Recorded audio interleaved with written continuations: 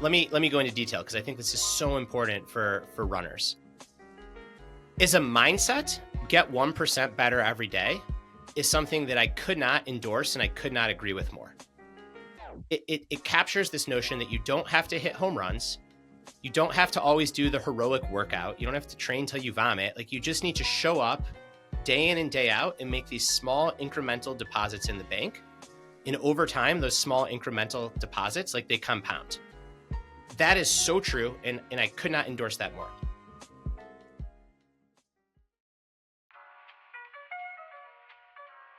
Ladies and gentlemen, that was Brad Stulberg today back on the Running Effect podcast to talk about his brand new book, The Way of Excellence, a guide to true greatness and deep satisfaction in a chaotic world. Steve Kerr, the 9-time NBA champion and coach for Team USA, an absolute legend. On the Bulls back in the day with Michael Jordan, the best and greatest player of all time. Don't debate me, better than LeBron. Called it an absolutely beautiful book. Brad has been on the podcast multiple times, and I loved today's conversation. Perhaps it was my favorite. We dive deep into the theory of excellence, the way of life that excellence is, how it differs from success, how if you're a leader, a coach, a team captain, you can get others to buy into this way of life. I love this conversation. It was wide-ranging. It was full of depth. And I myself walked away from this conversation energized with the fullness, ready to attack life at a whole new level. I'll keep this intro short so that you can fully embrace the wisdom of the man of the hour, Brad Stulberg. But if you do enjoy it, I'd be greatly appreciative of you giving us a 5-star review and hitting the follow button so you don't miss more conversations like this in the future or this year. And then the last thing, share this podcast with a friend. If you listen to this conversation, you find value from it, likelihood is someone else would find value from it. So share it with a friend, a teammate, family member, whoever you think might find value and benefit from it. With all these notes aside, enjoy this legendary masterclass in excellence with the man of the hour, Mr. Brad Stulberg. Ladies and gentlemen, the man of the hour is back on the podcast coming into 2026. He's got a brand new book on the way coming out the week that this will release, The Way of Excellence, a guide to true greatness and deep satisfaction in a chaotic world. Brad, how you doing, man? I'm doing great. It's a pleasure to be talking with you again. Thanks for having me back on the show. I think this is the third time, if I'm not mistaken. So third time's the charm. Hopefully the best one yet, although I loved my 2 previous conversations with you. First question off the top of my head. You sent me a copy. Very grateful for it. Have loved the words I've read thus far. But just as a reader, as a consumer, I want to ask a technical question that I wonder if others think about as well. So on the front of the book is a quote from Steve Kerr, who anyone who follows sports knows Steve Kerr, whether from his time at the Bulls or now, being a remarkable coach with the Warriors. And it's a quote from him. He said, an absolutely beautiful book. When you're getting blurbs for your book, do you specifically select people? Do they come to you? Is it your publisher who goes to people? What's that kind of process? And how has it evolved over time? The bigger you've gotten, obviously your first book is going to be different from this one. Yeah, I think the short answer is it depends, and it depends on the author and the publisher. For my books, I've always personally gone out and gotten blurbs. I actually take that pretty seriously. It means a lot to me to ask someone to read the book and to hopefully endorse it, or at the very least to give feedback on it. And especially this book on excellence and quality, I really wanted the people on the book to embody the things that I write about. And my literary agent, to her credit, she said, Brad, who is your role model when it comes to this sort of excellence? And I said, it's Coach Kerr. Like it's always been Coach Kerr. I lived in the Bay Area for a long time. It was when he was taking over the team. I grew up. He was a player on the Bulls, like the consummate professional team player. The guy just embodies excellence, his coaching of Team USA. And she's like, well, why don't we reach out to him? And I remember saying, because he's Steve Kerr, like I can't just reach out to him. And she's like, come on, like there's got to be a connection. And she pushed me. And I remembered that in 2021, I wrote a book called The Practice of Groundedness. I was on the show to talk about it back then. Mike Dunleavy Jr., who's a former NBA basketball player, he loved the book. And since reading the book, Mike Dunleavy Jr. took the job as the general manager of the Golden State Warriors. Okay. So I'd exchanged emails with Mike Dunleavy Jr. about my book in 2021. I hadn't talked to him since 2021. So I figured it's a shot in the dark. So I pulled up that email thread and I reached out to Mike and I said, hey, I've got a new book coming out. I'd love to send you a copy because I think that you would dig it. And if I'm being totally honest, Coach Kerr is like the embodiment of this kind of excellence. And I'd also love to get him a copy. And I was not expecting a response, right? The guy's the general manager of the Golden State Warriors. He's a busy dude. Within like 2 hours, Dunleavy Jr. responded to me and he's like, dude, The Practice of Groundedness was a book that changed my life. It got me ready for this job. I can't wait to read the next one. Send me a copy and I'll put you in touch with Coach Kerr. So I sent him a copy. He read the book. He's like, this is the best thing you've ever written. This is great. Coach Kerr's going to love it. Put me in touch with Coach Kerr. I sent the copy to Coach Kerr. Crickets for 2 weeks. And it's my fifth book. So like I've got more confidence than I had, but still all those doubts flare up, right? It's like, oh man, like he didn't like it. He's really busy. I'm bothering him with this.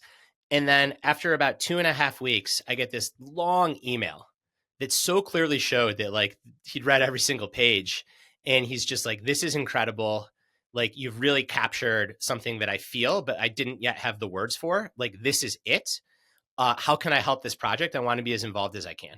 And from there is my relationship with Coach Kerr, who now has gone from a role model to someone that I call like a colleague. Um, and it's definitely the peak of my professional mountain.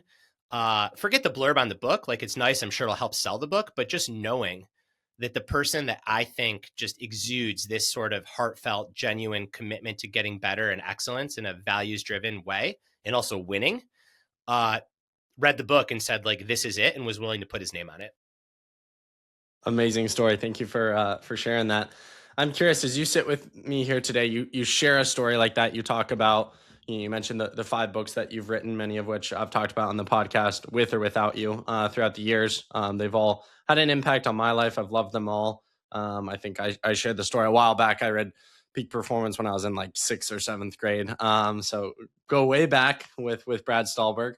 I'm curious, do you, as you sit with me here today in January 2026 and you share a story like that, how grounding is that for you to think like, wow, I've made it, which I'm sure you don't think. So maybe you could elaborate on that, because as a high achiever, as a high performer, I'm sure your brain's already on to, how do I make this book have more impact? What's the next one going to be? But do you ever have those moments where you sit yourself down and you say, okay, Brad, reflect. You've done insane things you never thought were possible. You were watching Steve Kerr as a kid on the Bulls, and now I'm exchanging emails with him. Yeah, I need to do a better job of that. And I think we all do. And you nailed it, man. Like, on the one hand, yes, it's a pinch me moment. And I distinctly remember being like this could be the top of the mountain and that would be okay. Like, this is as good as it gets. And then I wake up the next morning and it's like, all right, like, on to the next thing. Um, and I think that tension is just the human condition. And there is no such thing for driven pushers to be content, whether it's with a blurb from Steve Kerr, whether it's with a mile PR, whether it's with qualifying for the Boston Marathon, making your college team, making an Olympic team. As I was reporting on this book and talking to these excellent performers across domains, the one thing I heard over and over again is that at a certain point, you realize that no achievement, no external validation is ever going to satisfy you. So you better learn to find satisfaction in the work itself. And it's not to say that you shouldn't try to get these wins, whatever those wins might be. We ought to try to get those wins. They're important. Sometimes they can actually change your life. However, the way that they're not going to change your life is by fulfilling you. Like, the fulfillment has to come from doing the work. So on the one hand, yes, I step back, I reflect, I'm like, this is incredible. On the other hand, it's like, I love the work. And this is a byproduct of me loving the work. Like, the reason that Steve Kerr read the book and liked it is because I threw myself into a process of writing the book. And I need to remind myself that it's actually the process of writing the book that is what I love, not the external validation, and to try to ground myself in that process as much as I can. Because otherwise, life becomes this emotional roller coaster ride. Because for every Steve Kerr blurb I have, I've got an epic failure, like a bestseller list that I didn't hit, or someone who I reached out to that didn't respond. So if you attach yourself to those things too closely, you just get on this like crazy pendulum of highs and lows, which is not very sustainable, let alone enjoyable. Whereas if you can savor the wins when you have them, but then immediately get back to the process, I think forget the key to success. I think that's the key to like fulfillment and meaning in the journey. And that's true as an author. That's true as an athlete. That's true as a business person. That's true as a creative. I mean, I'm sure you've experienced this with your show. Yes, there are bangers and you celebrate them and you have these breakthrough moments, but then you're the same you, and you better like the work because the work doesn't change. Yeah, there's this quote I found about a year ago, probably.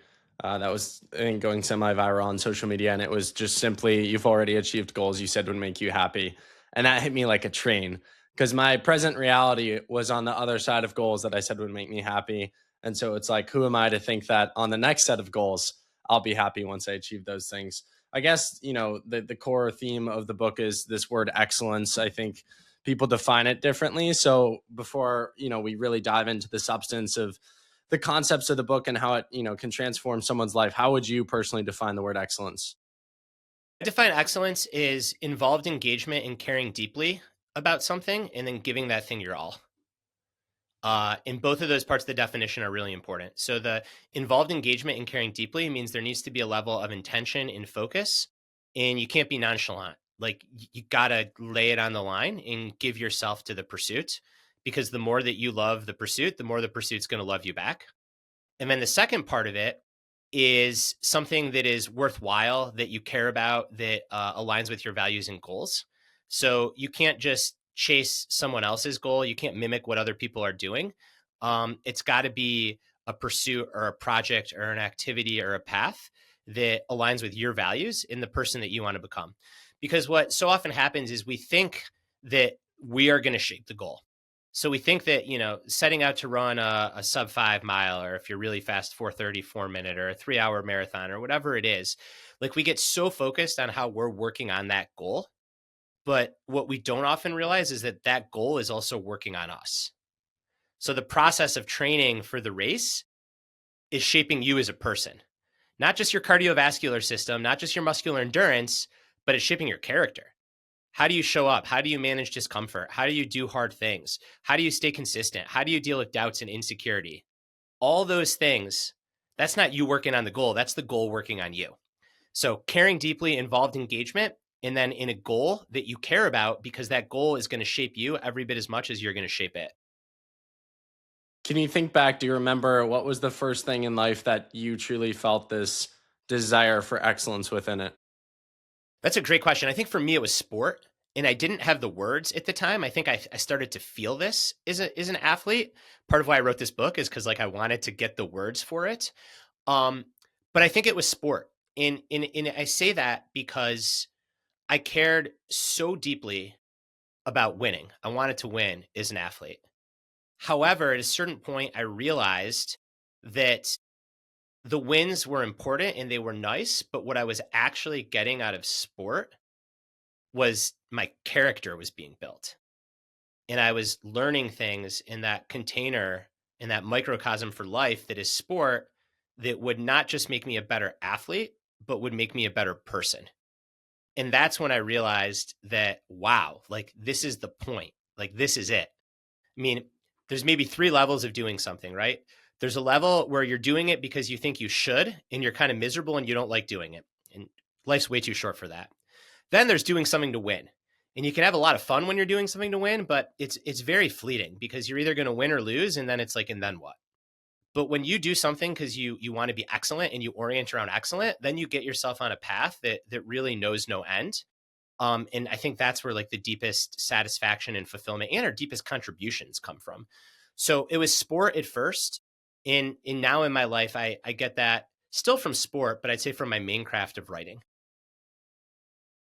I'm forgetting the ages of your kids, but you mentioned this powerful impact that sport had on you and how it taught you, these lessons around excellence and forging good, strong character.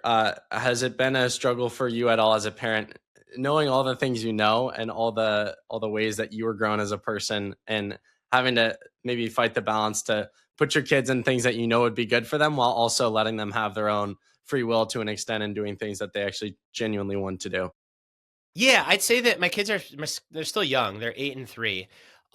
So where it's been a challenge, I think, is to celebrate and enjoy when we play sports together, but to make sure that I'm equally as excited about things that are not related to sports at all. So my son got super into chess when he was like 6 years old. And I never played chess. I didn't know how to play chess. I learned with him. And after about 4 days, he could smoke me because he's just so much better than me. And what I had to do pretty intentionally is just as excited as I got when he's like, "Dad, let's go shoot hoops," or "Dad, let's play catch." When he's like, "Dad, like come help me solve this chess problem." Like I had to bring the same amount of stoke and energy and love because I don't want him to think that my love is contingent on sports. Because the way that I speak about sports, like you can get that in chess, you can get that in music, you can get that in a creative pursuit. I think it's less about the pursuit and more about the attitude that you bring to it, and again, like that sense of care and involvedness that you bring to it. I had a question on the tip of my tongue, but I'm forgetting what it was. I'm impressed by your 6-year-old wanting to play chess. You might have a Magnus Carlsen on your hands. I was going to ask No, you this. well, Like, the flip side is he got super into it, and after a year, he's just like, I like don't think I want to do this anymore. And that was kind of hard because it's like, man, he's way too young to push him, but like there's also like, hey, like don't just quit at the first sign of discomfort. So we had a conversation about like, why aren't you liking it? What's going on? Let's try it for like another few weeks. And he's like, I'm just not into it. And then we just let him stop. And now like he's on to the next thing. And now he is obsessed with baseball. And maybe that'll last till he's in college, but maybe that'll last for another year. And I think the job of a parent is just to expose your kids to as many opportunities as you can and to love and support them.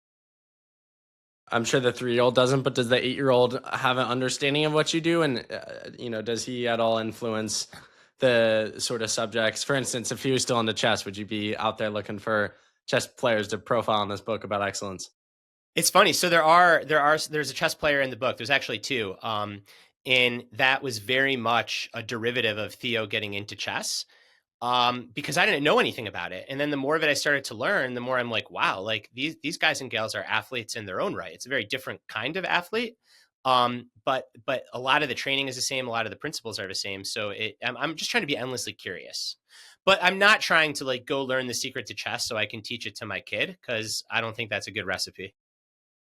So I think a lot of runners, or just general people listening to this podcast, might think when they think about their own goals, kind of the term of like success. People talk about, I want to be successful all the time. How would you distinguish excellence versus like success?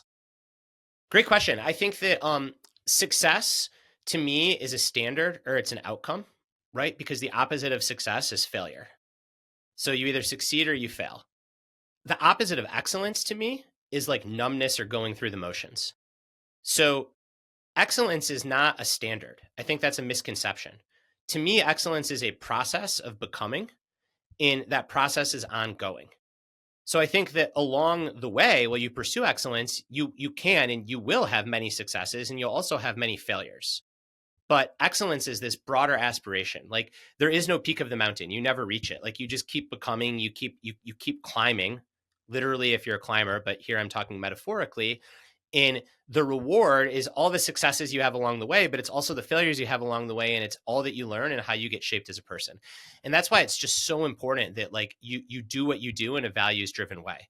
I alluded to this earlier, but like something that I learned in the reporting on this book is that the things that we work on also work on us. Did you ever come across Mike Smith, the coach from NAU? Did Steve ever tell you about Mike Smith? Yeah, I know. I mean, yes, I've come across him, but I'm not like a Mike Smith disciple or anything like that. Okay. But yes, I'm aware of him. I'm gonna send him a copy of the book when it comes out because I think he would love it. But he, brief kind of synopsis, when he was at NAU, which is not a Stanford or Notre Dame or a school you'd ever think of winning an NCAA title. He won on the men's side 6 team championships in 7 years, which is just insane. It was kind of Insane. like the Yeah. Bulls. It was like 2 3 peats. And now he's a coach with Nike. They have a professional group. But what I found fascinating is when I talked to him or his athletes, they would say they never spoke about winning championship during the season because they were so. And why I thought of this is it seemed very lined up with what you were saying. They were very process oriented and very like let's pursue excellence today. And they didn't correlate excellence with just the one fixed meaning of winning a championship, which I thought was fascinating. And lo and behold, it almost always ended up in winning a championship and so much more.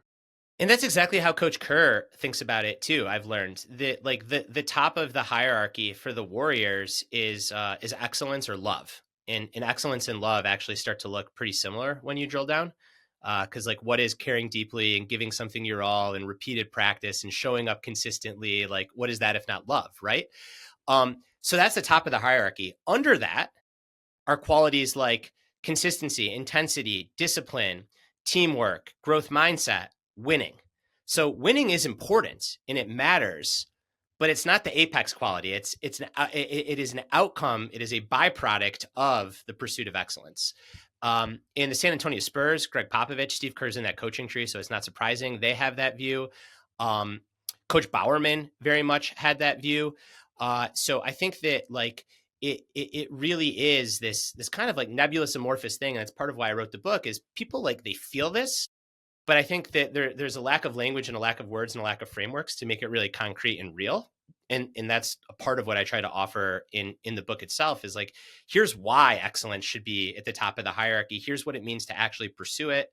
Here's some ways to pursue it. And then here's all the benefit that you're going to get out of it. Winning being one of the benefits. And the reason that I'm doubling down on this, Dom, is like, I think it's actually really important because some people, they say like, oh, this is just all about like holding hands and singing Kumbaya and like winning doesn't matter. In any D1, D2, D3 college middle school coach will tell you like, no, winning matters. If winning didn't matter, there wouldn't be a scoreboard. And any athlete will tell you that winning matters, especially if you're a pro athlete or an elite athlete. Winning can have financial ramifications. It can open you up to new opportunities. So it's not that winning doesn't matter. It's just that the way that you win, paradoxically, is to obsess less about winning and more about excellence, and then put yourself in a position to win. And if you do it for long enough, you're going to have enough wins. But that's not the main thing. That's a byproduct of the main thing, which is excellence. Oh, I love it. I love it. This is, we talk about these things maybe not always applied directly to running, but when I think about the sport, I'm thinking of specific athletes, and it's, yeah, you could have an athlete win the same amount of gold medals and have one mindset, and another athlete would do the exact same thing but have a completely different mindset, and their whole disposition and enjoyment of life is going to be radically different.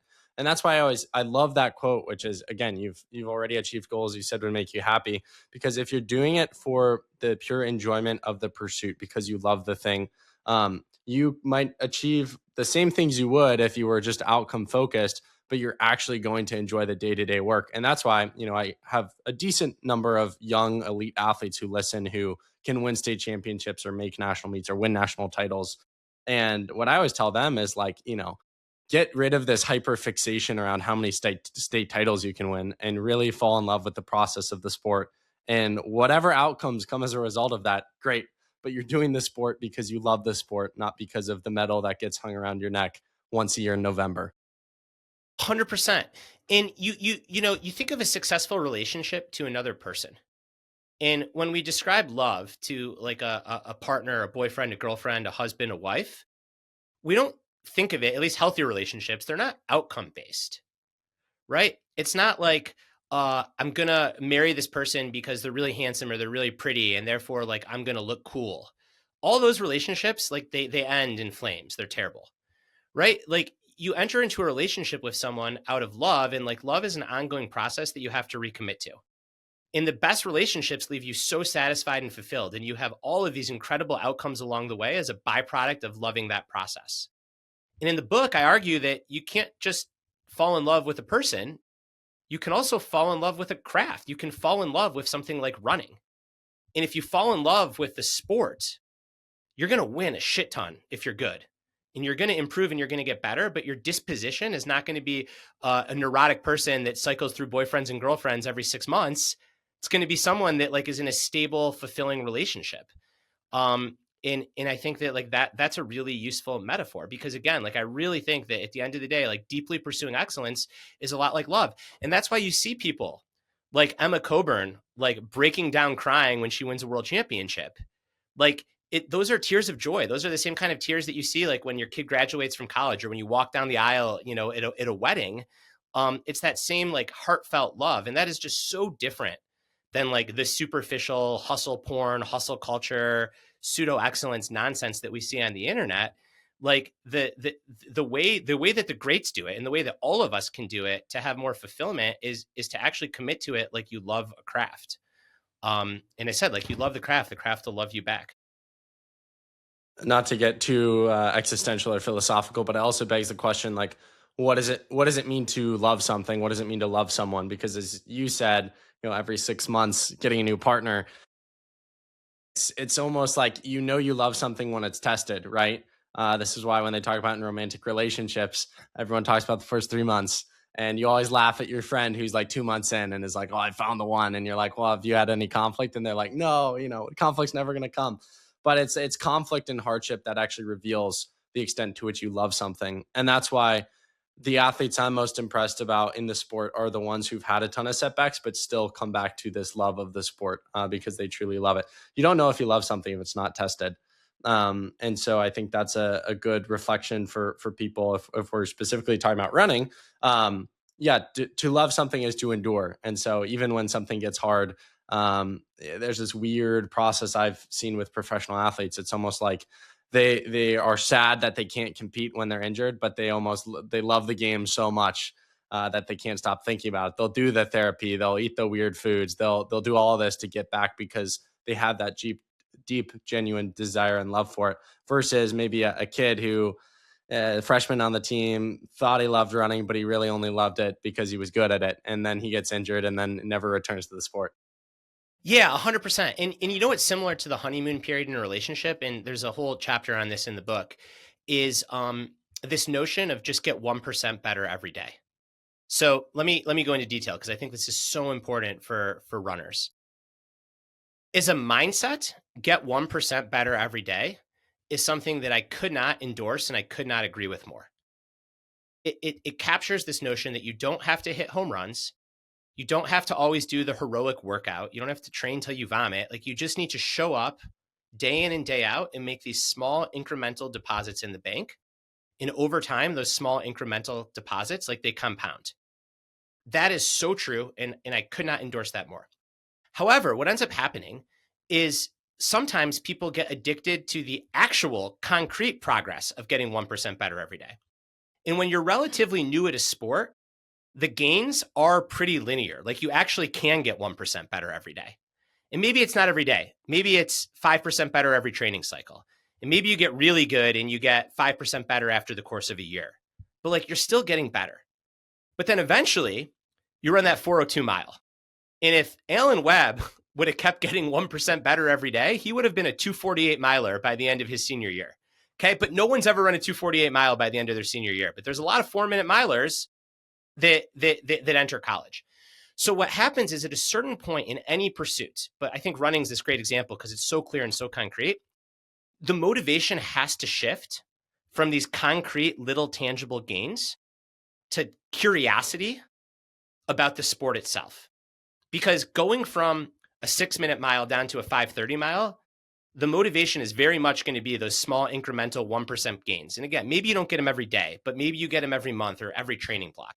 But at a certain point, you get good enough where you're going to be on long plateaus and you don't know when the breakthrough is going to come. It's not linear. You are no longer getting 1% better every day. And at that point, it has to shift from every day needs to feel good or every training block needs to feel like progress to I'm deeply committed to this craft and I'm endlessly curious about it.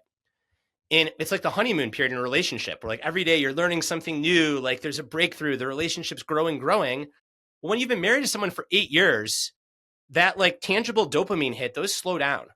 And then your job is to shift and just to get like endlessly curious about the process of growth and growing together. And the same thing applies with the sport.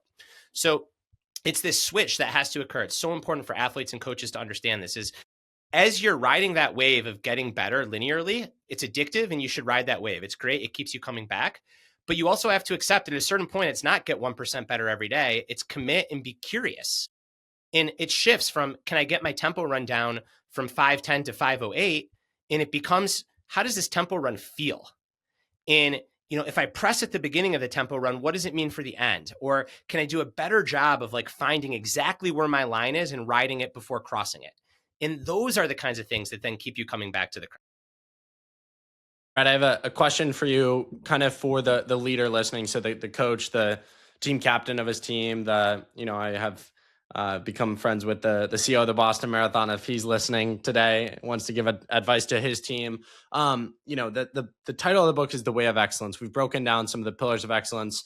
For the sake of not making this a 20-hour podcast, there's so much substance in here. People got to read the book, but I feel like we've covered it vaguely enough. if you're the leader of the team and you want your whole team around you to undergo this process of excellence, this mindset of excellence, this kind of mindset switch that we talked about, success versus excellence. I think a lot of people talk about just chasing success. For the people underneath them, is this something that you can simply teach and they will accept, or is this a process that you think you have to independently go through as an individual and accept yourself? You ask great questions. I think that the answer is it depends, and it's a little bit of both. I think that it's a lot easier to learn something when you have a language and an intellectual framework for it. So someone that didn't really understand what excellence meant and listened to this conversation, like they're going to be in a better position to accept, these teachings and these learnings when they appear in their own life. Second thing I'd say is it's one thing to talk about this, it's another thing to be about it.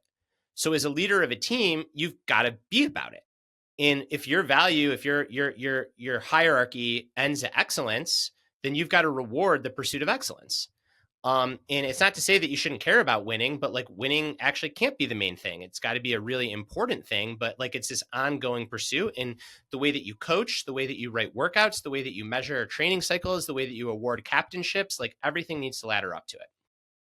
I think that the time to instill this in someone is when they have a big success or they have a big failure.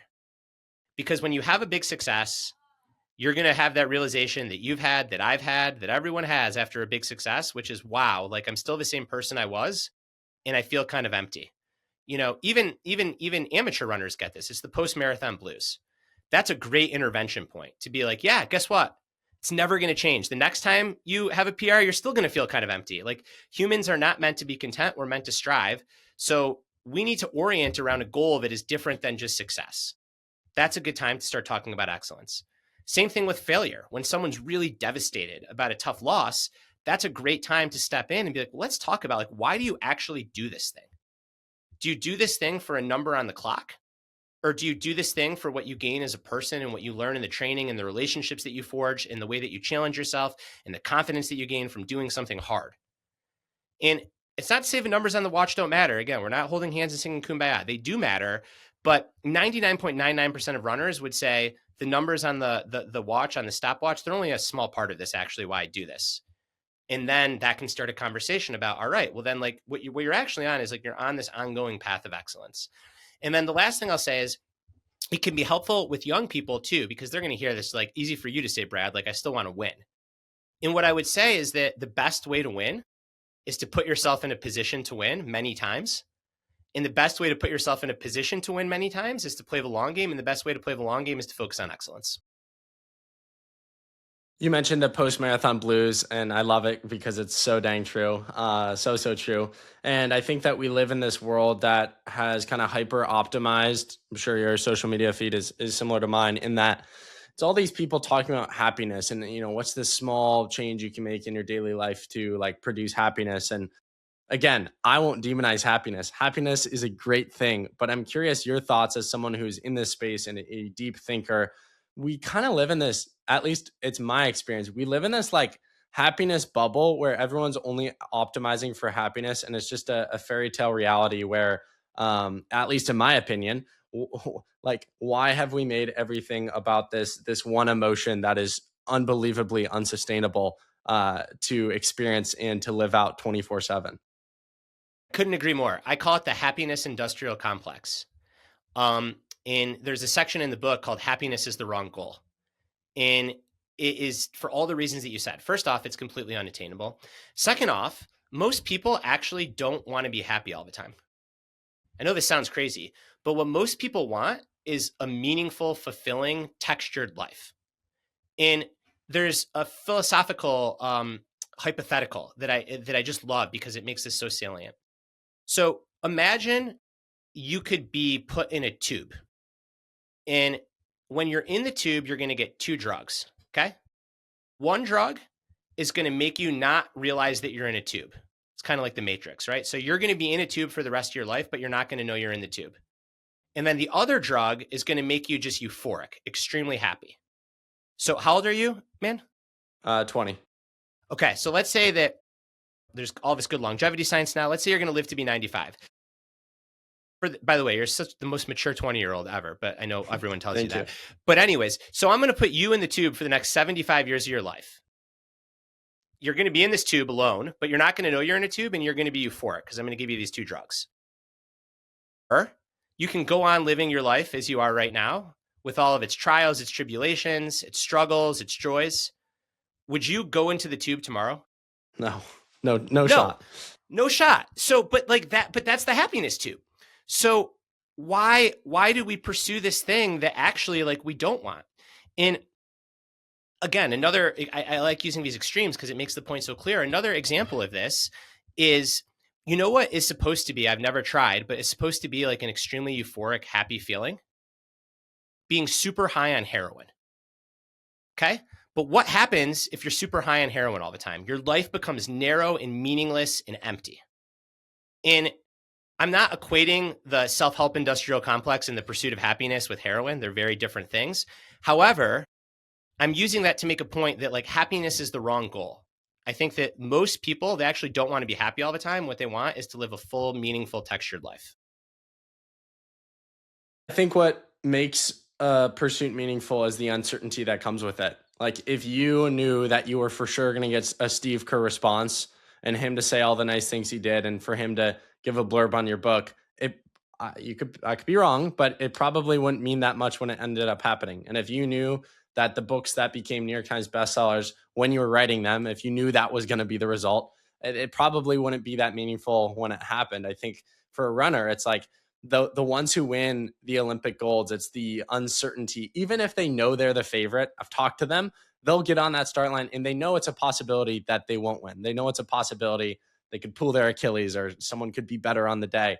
And that ultimately is what I think makes life exciting and fun. If I knew how this conversation was going to play out to a T and all your responses and all the questions I was going to ask, it's one of the reasons I prepare 0 questions. I didn't prepare a single question a day. If I did, it would be this playbook that I can just assume what you would say, and it wouldn't be all that exciting or fulfilling to me. And so, yeah, I think, like you said, I think texture is a great word there, because if everything is linear, there's no excitement, there's no uncertainty. And yeah, I mean, there was this great quote I saw on Instagram last week that was, my life got so much better when I focused less on how it looked like and more about how it felt. And I loved that kind of framework for life. Yeah, 100%. I'm trying to pull it up right now. There's a quote in the book where I say that in my own life, times that I feel most alive are when I'm coaching my son's basketball team, or when I'm really struggling through a paragraph or to craft like a really good turn of phrase, a great sentence, or when I'm at the gym and I'm trying to execute like a really hard triple on the deadlift that just requires like my ultimate focus. Those are the times I feel most alive. And if you were to ask me in any of those times, am I feeling happy? I would say no, like I'm not happy. What I am is like I'm energized, I'm challenged, I'm present, I'm focused, and I'm fulfilled. But I'm not happy. Now, like you said, I'm not the happiness police. Being happy is great. Like joy is a wonderful emotion.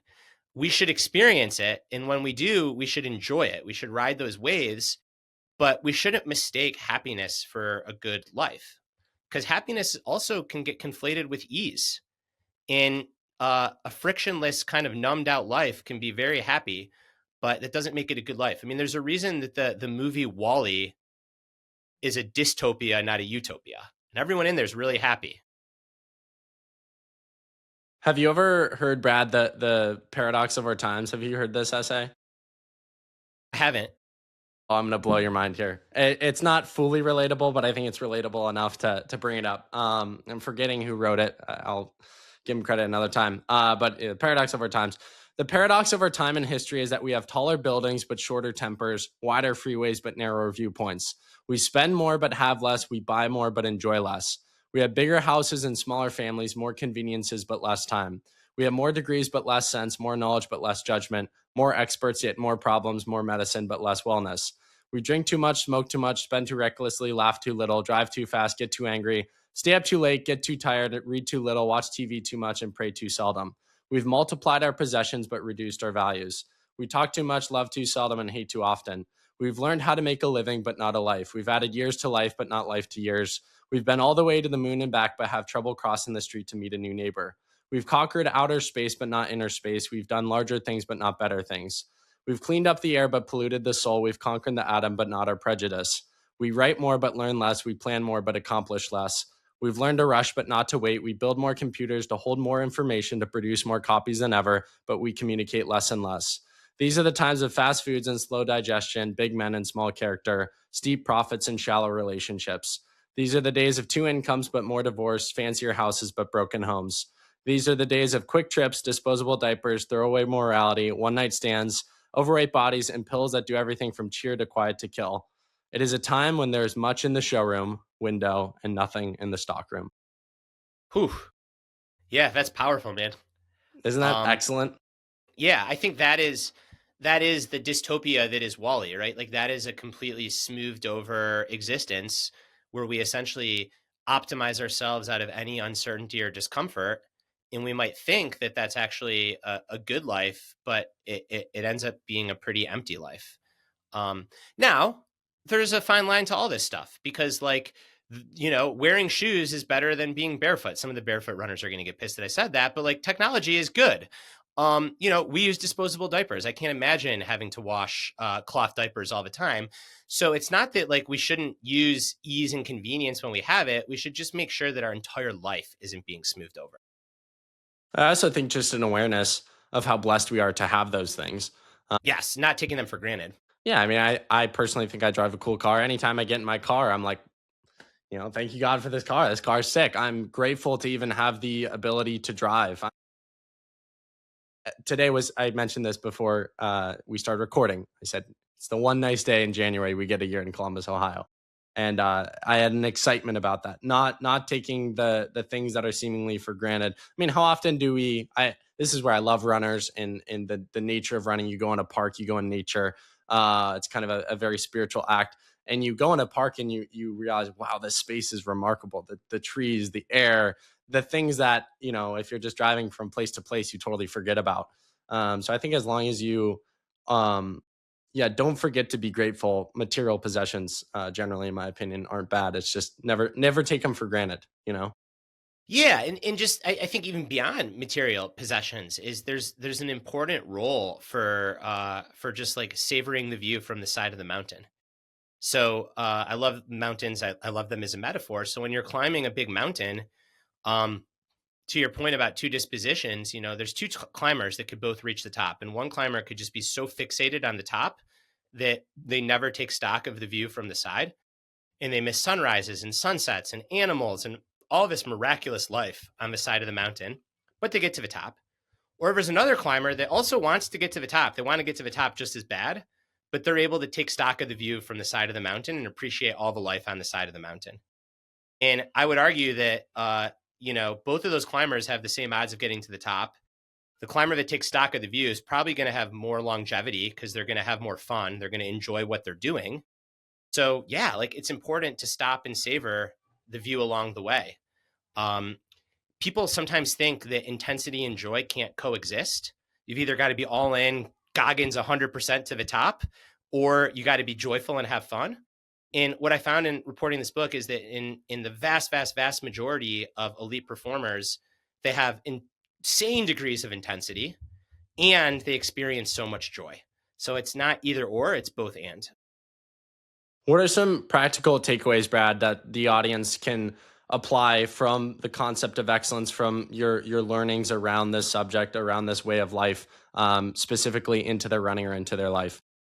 I think when you think about goals as a runner, remember that you're not just working on the running goal is working on you. So it's really important to pick the right goals because those goals are going to shape you as a person. How do you do that? You consider what your values are as a person, but also as a runner. Like, forget being all meta. Like, do you want to develop speed? Do you want to develop muscular endurance? Do you want to develop the ability to be really durable? Like, what do you want to develop? And then what goals are going to work in favor of those qualities that you want to develop? And you can be endlessly curious and experiment with developing new qualities over time. And that's what keeps you coming back to the sport. I'd also say that so often we mistake intensity for greatness when greatness is born out of consistency. So this is where that mindset of 1% better every day is actually very valid. Like the way to become great is to be good enough over and over again. Like there's no substitute for showing up and being consistent. However, at the same time, as we talked about earlier, you also can't get addicted to concrete progress. What you have to get addicted to is the process of growth, the process of development, the process of doing hard things, the process of pushing yourself. Like that's where the intrinsic motivation that's going to make you not just great for a year or 2 years, but for a career comes in. I'd say the power of community and the people that you surround yourself with. So often we think about like self improvement and self progress, but those terms are bullshit. Like they're misnomers. No progress ever happens in a vacuum. The people you put around you, those people shape you. And then the last thing that I'd say is that confidence comes from evidence. So every person, every runner, every athlete, like they want to be more confident. And the way that you get more confident is by putting in reps, by giving yourself evidence that you belong. And then when you're on the start line of the race, when you're feeling those doubts, you can look back at your training. A lot of runners actually will do this the night before a race. They'll pull out their training log and actually look back. But truly, on the start line of a big race, like you can think about all your workouts and all those reps that you put in, and that's the evidence that you belong. So those are just a handful of very practical things that I think it help to embody this process of pursuing excellence and help make you a better runner and a better person. I hate to put a number on it because I'm sure there are many more than this, but to challenge you, what are three people that you studied that you wrote about in the book, or it could even be outside of the book, but there are plenty in the book that I'm sure you could pull from. Three people from the book itself that you feel like embody excellence that you think my audience should research and study and try to embody. Ooh, that's another great pointed question. All right, I think that one person is Steve Kerr, just because I think that he's had such an interesting life. His father was assassinated when he was young. He was this integral player on the Bulls teams that won all those championships and on the Spurs teams that won championships, but he was never the star. But you look at those teams and they could not have won without him. So no one talks about Steve Kerr, the basketball player. They talk about him as a coach now, but he was a hell of a player that served such an important role. And most importantly, Steve Kerr has brought this culture to the Warriors where they just prioritize competitiveness and joy.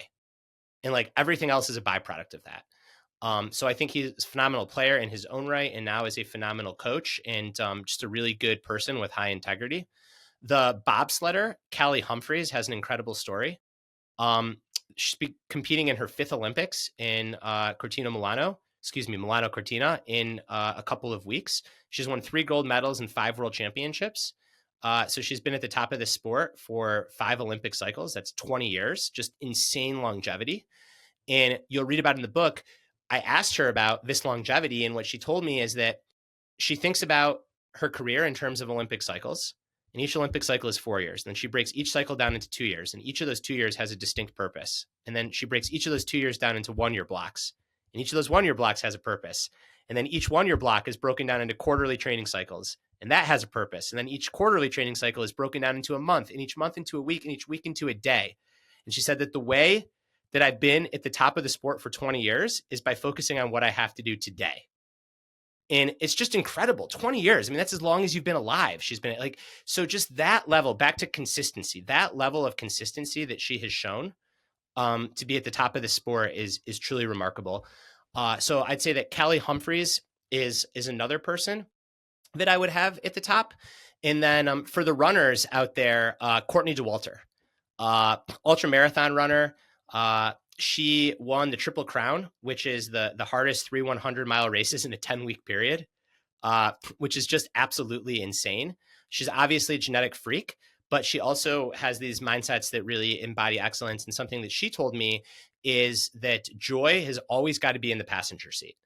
So it doesn't always have to be driving the bus. So sometimes when you're at mile 75 of a marathon, up on a ridgeline and you're starving and it's the middle of the night and you're borderline hallucinating, she's like, yeah, like you might not be the most joyful person, but if joy is not in the passenger seat, then you're doing it wrong. So like, it's always got to be there. You always have to be able to laugh at yourself and be like, holy crap, what am I doing out here? I am crazy. And just the ability to laugh at yourself can keep you going in those moments. Um, Something else that's really special about Courtney Dauwalter is most people in the ultra running community would say that she's the best ultra runner to ever live. Like, she's the GOAT, based on her performance, based on her winning, and based on her times. Killian Jornet's up there, phenomenal, but like, Courtney Dauwalter, probably the GOAT. Do you know what Courtney Dauwalter just did? She just ran a road marathon. Okay. And I think she went like 2:42. So good, but not great, not world class. I don't know if that's an Olympic qualifier. Maybe not. To have the guts to be the best in the world at something and then go try to do something new where you're not going to be the best in the world, you're not even going to be national class. I mean, that's just like that is really cool and courageous. And I think it also embodies the kind of endless curiosity of like growth and becoming that you can have on this path. So those would be my three people: Steve Kerr, Callie Humphreys, Courtney Dauwalter. I love it. Brad, for you, what does excellence look like for this book? And what's the impact you're hoping to have with it? What does excellence look like for this book? Just giving it my all and caring about it deeply and creating really good focused conditions to try to do my best work on the page, and like really being meticulous about not only the main things, but also like every single detail. And what's the impact that I hope it has? I hope it starts a big conversation about what actual excellence is. So not the pseudo biohacking hustle culture stuff that often is confused for excellence, not rote optimization or perfectionism, but like actual genuine heartfelt excellence.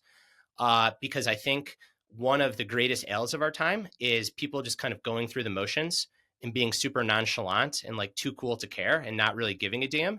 And I hope that people read this book and it inspires them and gives them some tools to like care about stuff deeply and to give a damn. Because it's cliche to say, but like, you only get one shot, so you got to shoot it. And two final questions for you briefly. First one, how can my audience, the people who are fired up off of this conversation, outside of picking up a copy, how can this community help and serve you in these goals? I think that start having these conversations, right? Have these conversations with your coaches, with your teammates, with your friends. Um, Really like have that radar on where you're like, oh, like this is fake excellence versus real excellence, and try to find the real thing to pick role models who do the real thing, and then try to embody the real thing yourself. Because it's one thing to read about the book. It's another thing to take the material off the pages and start to apply it in your life and to start to have these conversations. And that's when like a book becomes a small movement. Um, and I do think like the time is right to reclaim excellence. I think so many people are sick of all the performative nonsense, the nonchalance, and if we can reclaim like the real thing, I think it's going to do a lot of good for the world.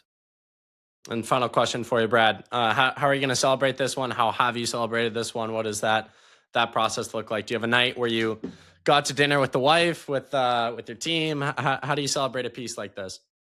Yeah, so this one I'm really looking forward to. The night the book comes out, I'm having a big launch event in Asheville, in my hometown. Um, so that'll just be a blast. It'll be my local community. And then I'm going to Boulder for an event with my dear friend Chelsea Sodero, who's the Ironman world champion. And we've been close friends for a long time, but we've never like shared a stage together. So to be able to jam on these topics, forget that there's gonna be an audience in front of us, like that'll just be a huge treat. And then at the end of launch week, I once coached a guy who was a former Navy SEAL and then started a vineyard in Virginia, like a winery, and produced just like the most incredible wine, and gifted me a bunch of bottles a ways back. And I just saved these for like super special occasions because, one, I don't drink too much, and two, this is wine that I couldn't afford like to buy myself. So I think at the end of launch week, when the dust settles, I need to practice what I preach and step back and savor and have open up one of those bottles. As you should. Man, thank you. I always love our conversations. I myself am always encouraged by them. I've said this to you on numerous occasions. Your work has deeply impacted me. And so a lot of my work here is it's just a little baby child off of your work, because you inspired me all those years ago and you continue to inspire me. I can't wait to finish this book. Yeah, if you're the audience, support Brad. But more than that, I'm so confident this book has the power to change lives. So Brad, thanks for always being generous with your time, taking the time to talk with me. And man, whether you write 20 more books or 0 more books, keep coming back on the podcast because I always love these conversations. I appreciate you, man. I'm energized. Thank you. Keep doing what you do as well.